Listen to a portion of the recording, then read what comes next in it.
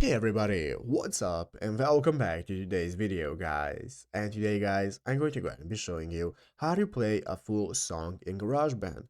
This is a very simple thing to do, so make sure to watch this quick and easy video till the very end and follow my steps correctly so you can make sure this works the same for you and you can do this yourself.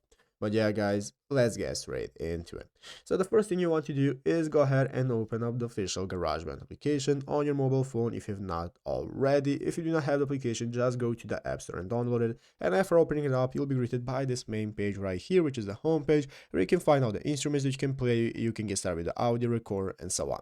So let's go ahead and see how to play a full song that we want to add to your track. The first thing you want to do is go ahead and open up and the menu. You can open up any of the instruments you want. I'm just going to open up audio recorder right here. It's going to open up the recording menu where we can get started recording ourselves and so on. And to be able to play a full song and edit, what we want to do is go right here into the upper left corner and click on edit mode. That's going to open up this mixing mode option right here where you can find all the tracks that we have. So guys, now in the tracks right here, we can get started with adding our songs. So as you can see, the new button has appeared right here in the upper right corner, which after clicking the button in the middle right here, it's going to open up this new menu where we can see we have the files option. So under files guys, is going to appear an option that says browse items from the files app.